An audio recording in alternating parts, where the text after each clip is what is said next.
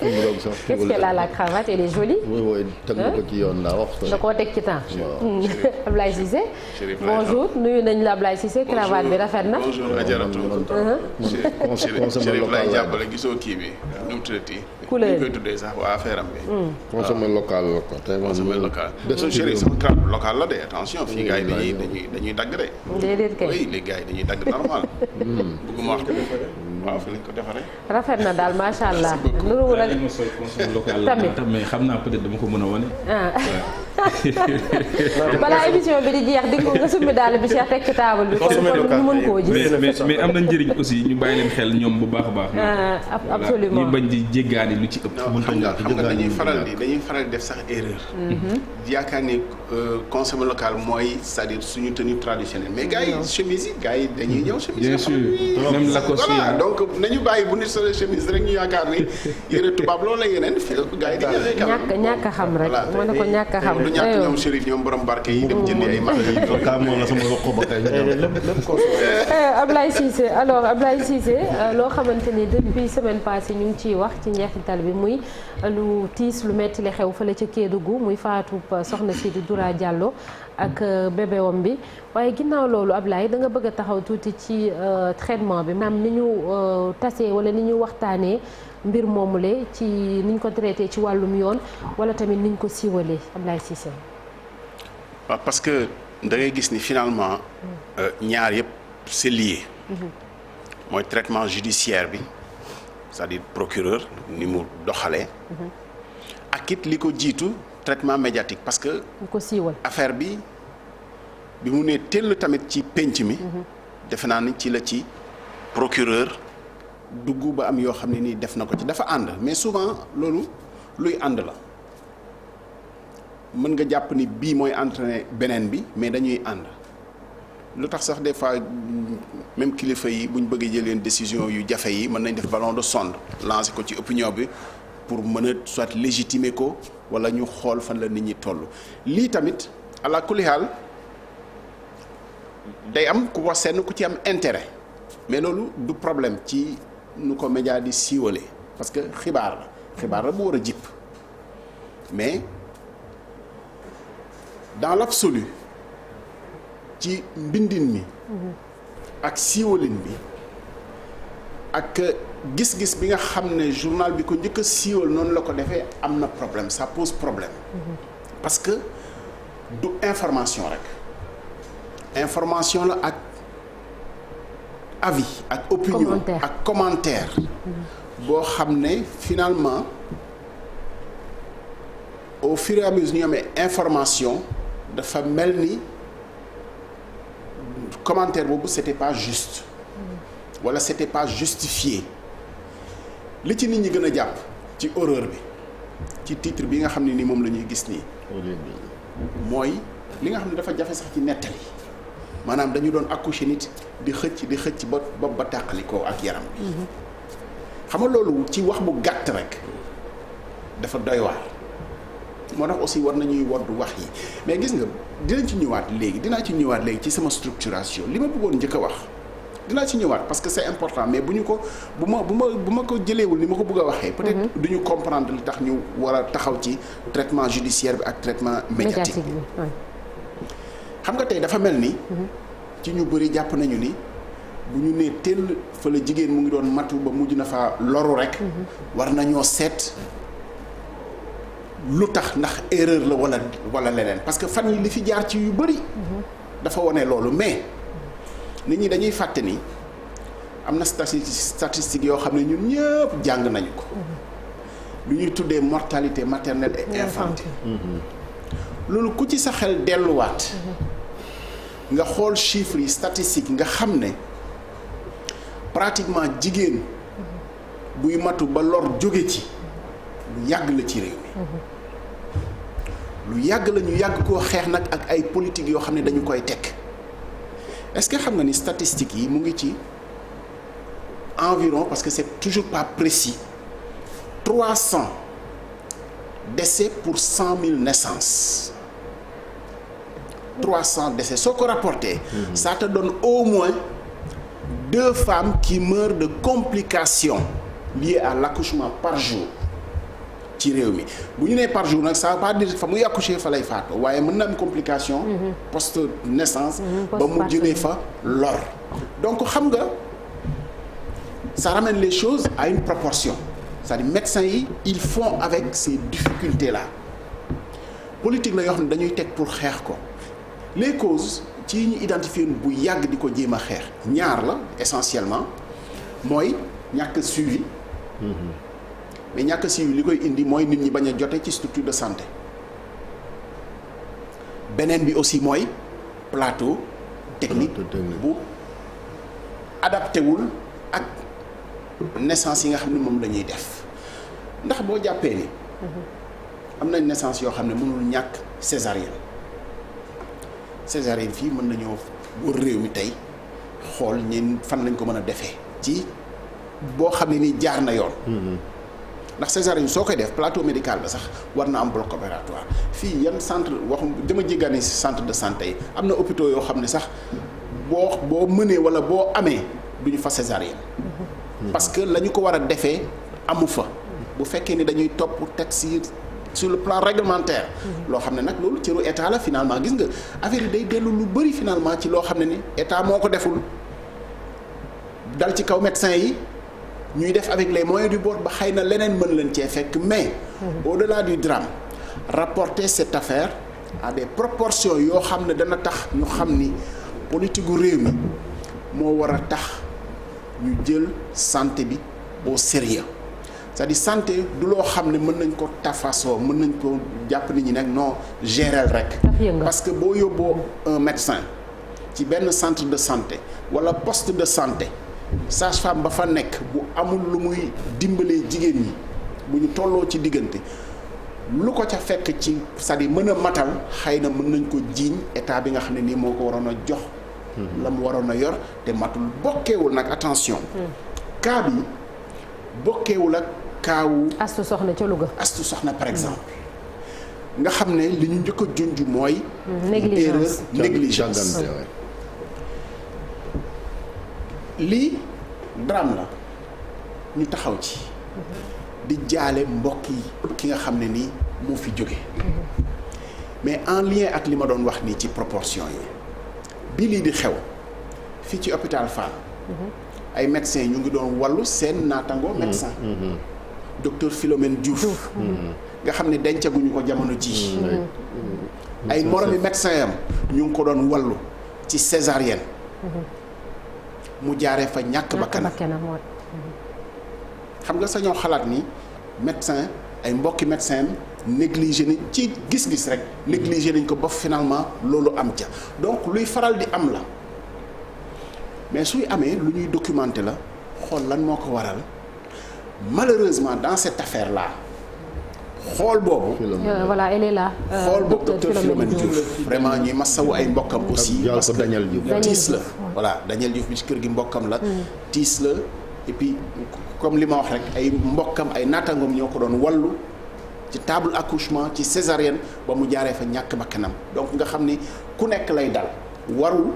mais bu ñu jàngatul xool lan moo tax muy am pour xeex ko du ñu ciy génn mais li tax mu nekk en lien ak lii. mooy temps judiciaire bi muy ñëw donte noonu la war a doxee bu dee amee rek yoon daf cee war a am yoon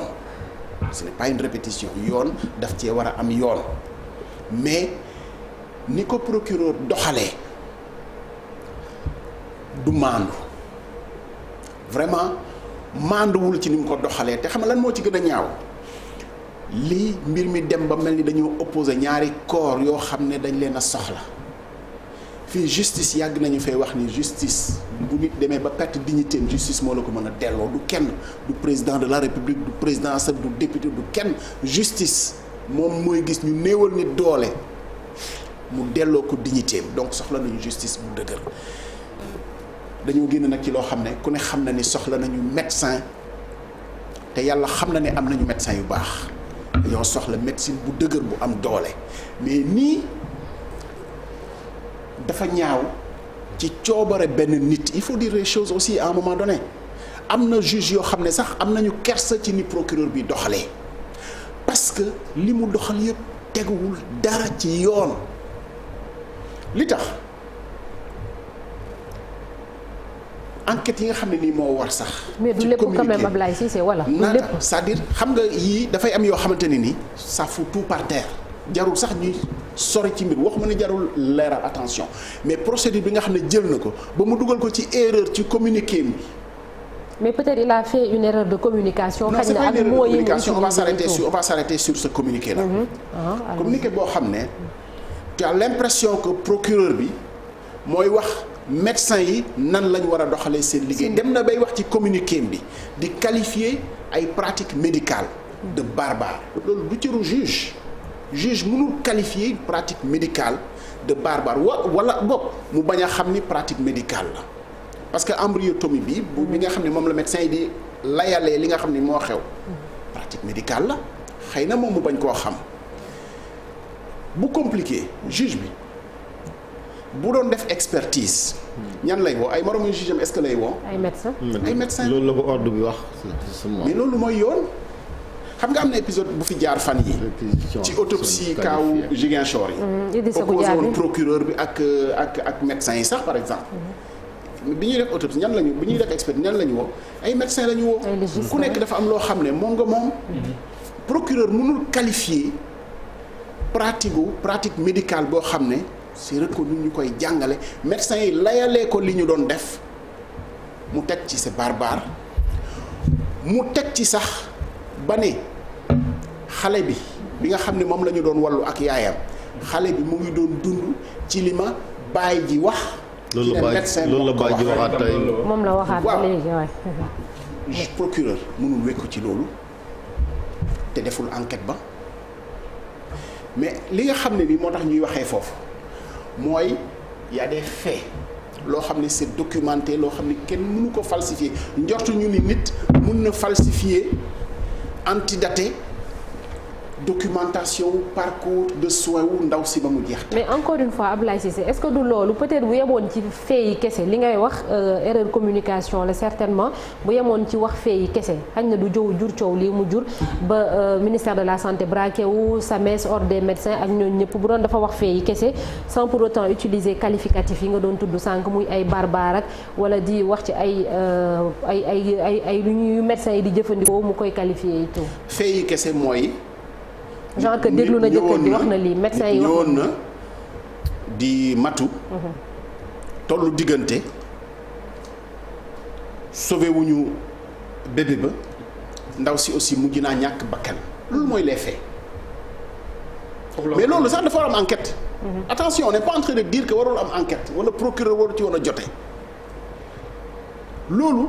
dafa war am enquête maintenant enquête boobu mooy dem ñu xam ni am na erreur. am na négligence wala leneen ak leneen ñu door a teg ay qualificatifs mais li la koy won mooy encore une fois man li ma gënal procureur sax mel na ni communiqué am na information yu bari yoo xam ne amu ko parce que mentionné wu ko ci répertoire li nga xam ne nii mooy parcours de soins wu ndaw si je donne des dates précis chronologique loo xam ne aussi du maa ko inventé mais ma am ci njort bu rafet ci ne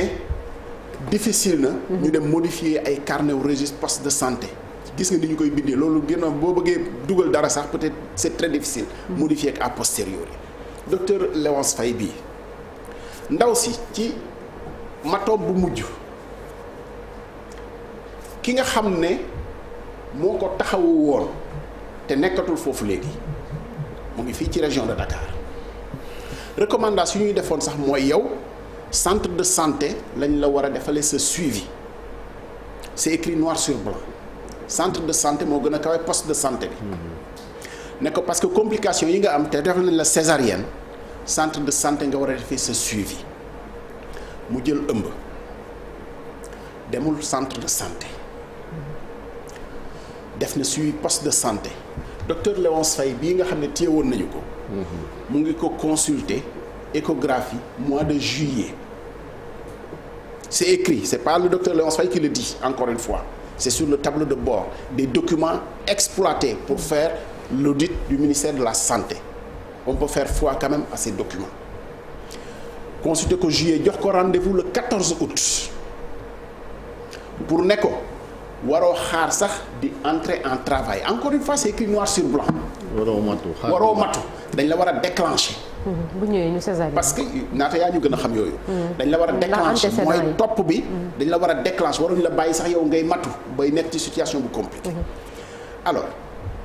regarde l'historique c'est très important xëy na aussi foofu dinañ ciy wax tuuti am na lu loo xam ne matul ci suñu accompagnement peut-être les femmes yi nga xam ne dañuy nekk ci diggante. parce que ba léegi tey césarienne. mel na ni ki problème la ci xelu yenn psychologiquement dafa diis yaakaar ni xëy na soo accouché wul par voie basse sax peut-être accouché woo c'est-à-dire juróo doom parce que conception boobu lañ am jur doom de mooy façon sociologique même entre les femmes sax loolu yooyu la ñuy wax dañ naan ki nga xam ne moo yéen ñi am césarienne moom amoo leen benn coono ñun ñi matu ba wasin ñun ñoo am coono. mais loolu travail la boo xam ne war gis nga réew mi foofu yooyu la ñu war a évoluer parce que travail bu ñu ko deful nit ñi dinañu bañ a dem foo xam ne nii parce que li indi wax ji yëpp xëy na njort ci boo demee centre de santé danañ fa def césarienne parce que fa lañ ko mën a defee poste de santé ba njort na ni accouchement par voie basse lañu koy defal mu préféré ko explication la mu dem jox ko rendez-vous le 14 août mu dem le 13 août poste de santé ba c'est encore écrit noir sur blanc sage-femme ba fa nekk ne ko non yow du fii centre de santé ba nga war a dem demal centre de santé ba demul centre de santé ba mu ñibbi këram 13 août ba le 29 août mu dellu si au poste de santé ci ay mettitu biir yu mu yëg sage-femme ba ne ko wa yow waxoon naa la c'est écrit nga dem centre de c'est santé écrit du ku ñu xibaar wala ku ñu jottali c'est écrit noir sur blanc ci tableau de booru poste de santé bi yi ñu exploité yépp waxoon naa la nga dem ci poste de santé ba waxoon naa la nga dem ci centre de santé ba fa lañ la war a suivre demul mu ñibbi këram ça se passe la veille mu xëy 7 heures le matin ñëwaat poste de santé ndaw si waxaat ko la même chose ba pare ne ko sax fii dama yor ñaari jigéen yu nekk ci taabal yi su ma bëggoon sax du ma la mën a jël da ngay dellu poste de santé ba 11 heures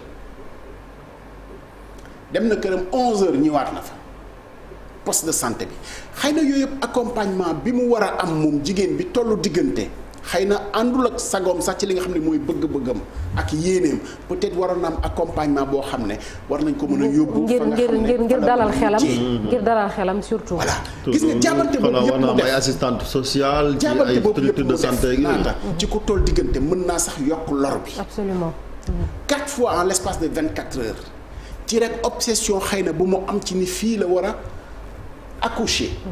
par voie basse parce que loolu mooy nekk ci xel mi. centre de santé bi li mu jàpp ci xel mi soo fa demee dañu lay césarienne te xëy na bugg ko c'est pas grave foo war a dem war nañ la faa taxaw encore une fois ci les faits les documents exploités yi nga xam ne procureur manifestement utilisé wu ko exploité et c'est très regrettable que procureur bañ a remonter information yi ba ci xibaar yi nga xam ne nii fi mu toll nii jaxase na coow lii procureur moo ko indi te mënoon na ñàkk di opposer corps ak corps surtout que hors des médecins ay médecins yu sérieux ñoo fa nekk mais parmi les médecins am na médecins yoo xam ne defuñu seen liggéey bien sûr comme dans tous les corps. ça existe dans tous les corps. comme dans tous les corps. ça existe dans tous les corps. loolu taxul procureur bi doxal li nga xam ne noonu la war a doxalee comme benn sénégalais lambda boo xamante ni déjà idée bi nga xam ne am na ko ci médecins yi fii ci réew bu Sénégal loolu est-ce que xirtalu ko également mu fësal loolu. je pense bien procureur moomul topp émotion. loolu moom dañ koy wax tout le temps. oui justice ñoo xam ne dañ leen fee teg. du sax sénégalais lambda. domba tànk c'est ça pour doxal ñu. c'est pas n'importe qui procureur pouvoir bi mu am Cheikh soo ko xamoon. xoolal procureur rek moo mën a jël médecin ne ko ràpp te dara du ci génn gis nga les pouvoirs exorbitants du procureur maître Ousmane Seye ma bëggoon nga woo ko fi lu mu yàgg xeex la. c'est-à-dire on en a parlé hier avec Daouda Mine waxtaan procureur jëm moom c'est-à-dire ci lu mu wéet jàpp ni ñii dama leen war a denc alors que defagoo li nga xam ne ni moom moo war procédure bi information yi recoupé goo ko remonté woo ko ba ci sa communiqué ngay bind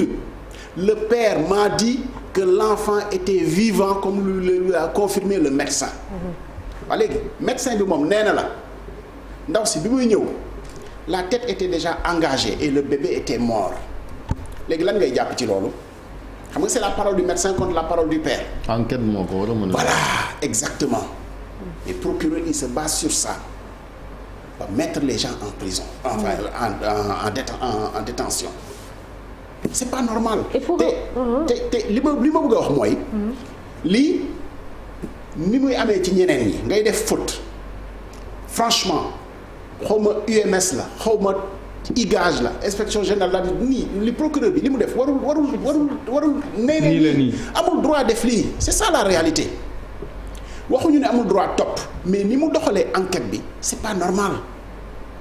loolu kuy waxal yàlla xam ne li mu def tegu ko ci yoon tegu ko fenn pour mu servir de leçon jàpp ni yow avec ta toute puissance yaa mën a sañ a denc nit dafa ëpp ci ay médecin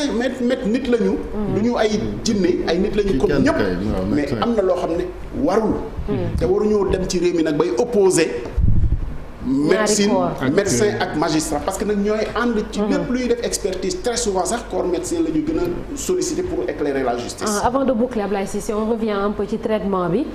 médiatique bi rawatina ak Libération ñëpp xam nañu ñoom ñoo ko njëkk a siiwal avec les mots que nos confrères ont utilisé et tout ba SAMES sax ne dañ leen di yóbbu ci yoon. waaw SAMES moom ci droit am la nekk mais xam nga traitement bi li tax mu poser problème. mooy dafa sori ci wax ji. et dafa nekk en lien sax ak version procureur xam nga réew mi nag moom ku nekk sañ nga xalaat kuy sourcer ak kuy leen mais loolu du problème mu presse moom bu amee information da koy joxe information lañ ko war a joxe mais xëy na prudence bi waroon a am à cette heure-ci de cette affaire là mënoon naa yóbbu suñu confrères yi ci maandu. mais Libération xamee nañ leen ci lii Ablaye Cissé Libération min nañ seen une yi nii ay affaires yu am ñu joxe des détails comme ça à la nekkul di rapporter ce que le mari a dit et il l'a réitéré encore aujourd'hui. Absolument ci même quotidien. Est-ce que les médecins aussi ne font pas fausse route quoi en parlant de plainte. alors xam nga fii Chérif xam nga koy waxal yàlla. c'est-à-dire il faut pas chercher aussi à avoir au-delà de ce que le journal a écrit. journal bi il l'aurait mis dans la bouche fii mu ngi nii ñu affiché il l'aurait mis dans la bouche du mari on comprendrait que c'est le mari qui parle bokkul ak journal buy wax ak buy jël presque position buy def buy presque jël presque horrible déjà bon c'est un engagement mais c'est horrible de toute façon voilà mais Ablaye foofu tamit également mais c'est ce que je dis oui mais c'est ce que je dis on aurait pu aussi dire drame on aurait pu utiliser quelque chose mais c'est horrible ça ne change pas mais dama ne engagement bi mu jël ak ne pas avoir mis dans la bouche du mari les commentaires posent problème. Là ils ont mis là quand même ils ont mis des guillemets maanaam. Ça c'est aujourd'hui. C'est waaw moom laa lay wax ci bu mujj bi donc là c'est le mari qui parle. Alors ça veut dire qu'il y a une évolution aussi. Oui. Maintenant mais ça c'est très bien et d'ailleurs pour rester sur la première une. Oui pour terminer ma doon journal. boo xam ne bind naa lu mel noonu. teg ko fu wóor. dama ciy ngoy. parce que bu ma ko tegee fu wóor dama ci ngoy le lendemain c'est pas parce que démentir na ma teggi ko dem wuti waa ji mu waxal boppam mais la prudence doit nous pousser à éviter dama lay jox benn exemple bu gàtt et ça me permet d'interpeller les médecins on finit par là dafa am journal bu def un dossier c'est dommage que préparé wuñ ko woon mais ça me vient bu def un dossier yàggul sur les autopsies c'est-à-dire l'environnement des autopsies. journal bi loolu ordre des médecins waroon na ci gëstu. am ay médecins yu ñu dem interroger médecins yuy wax conditions yi nga xam moom la ñuy autopsier mais médecins yi loolu ñuy wax loolu ordre des médecins waroon na le rappeler à l'ordre parce que dafa ñaaw médecin amul pour nettali. autopsie bi may xotti nit ki ak si. loolu dafa ñaaw médecin am na pour nettali bi may autopsie xet gi nit loolu dafa ñaaw. loolu médecin yooyu. témoigner je veux dire même pas sous anonymat loolu ordre des médecins waroon na leen rappeler alors parce que du cëru médecin di def yu mel noonu mu ngi mel ni kii sang néew lan lañ nam ci kii sang néew. sutura maandu est-ce que mën nga di sang néew boo génnee ne néew bi li mu doon xam nga loolu àndul amul médecin yooyu ordre des médecins encore une fois bu fekkee dañ leen di xaar ci éthique. genre yu mel ne aussi warul bàyyi mu jàll. d'accord merci beaucoup Ablaye Cissé merci am na solo jërëjëf léegi dañuy jàll ci ponk bu mujj ci Infos Matin.